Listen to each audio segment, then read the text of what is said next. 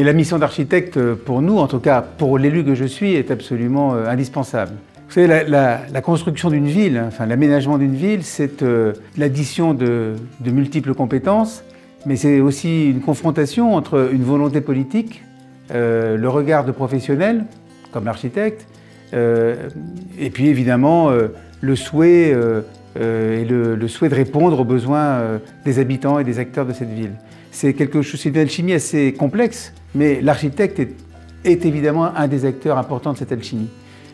La fabrication d'une ville, c'est véritablement un lien entre les maîtres d'œuvre, donc les architectes, la maîtrise d'ouvrage, ça veut dire les élus ou les constructeurs, quels qu'ils soient. Et il faut que ces deux parties donc travaillent de manière évidemment complémentaire, mais il faut aussi que ces deux parties soient très impliquées. Il faut donc qu'il y ait un équilibre entre la maîtrise d'ouvrage et la maîtrise d'œuvre. Et la maîtrise d'ouvrage peut avoir besoin, en effet, d'assistance.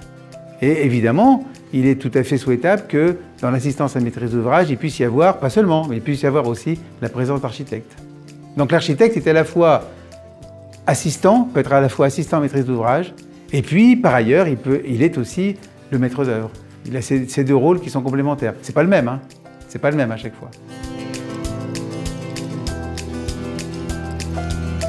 Par exemple, à Sceaux, nous fonctionnons sous forme dès lors qu'il y a un projet un peu important, on fonctionne sous forme de comité de pilotage où le maître d'œuvre est associé, le paysagiste est associé s'il y en a besoin, et puis tous les services de la ville concernés, et notamment le service qui va utiliser ensuite ce bâtiment.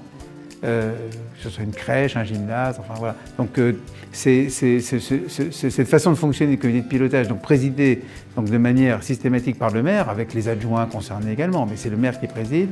C'est une façon de fonctionner qui, je crois d'ailleurs, convient assez bien aux architectes, ils en sont assez contents, parce que ça leur permet donc très régulièrement de faire le point et de faire valider parfois des évolutions du projet qui doivent être faites. Ça permet aussi, ça c'est un point qui est absolument majeur, à l'utilisateur final du bâtiment, donc d'être très présent et de pouvoir donc faire passer un certain nombre de messages que l'architecte n'a pas forcément vus, parce qu'un architecte c'est pas une directrice de crèche, c'est pas non plus un directeur de maison de retraite, voilà, c'est pas un animateur sportif. Et donc c'est important que ceux qui vont utiliser derrière le bâtiment puissent donner leur avis tout au long de la conception des choses. Donc il faut que la parole des usagers, de l'usager final, soit portée aussi par l'élu qui porte la responsabilité de maître d'ouvrage. Donc c'est un ménage en fait à trois, maître d'ouvrage, maître d'œuvre, architecte et futur usager, futur utilisateur. Alors la loi Elan en réalité marque une forme de tournant par rapport à la politique qui était suivie depuis la loi de 77 sur l'architecture. Sous couvert de vouloir construire plus vite, en fait, on va gagner du temps sur toutes les réflexions préalables à la construction et que ça se traduira assez rapidement par une qualité moins bonne, un amoindrissement de la qualité architecturale et donc de la qualité urbaine.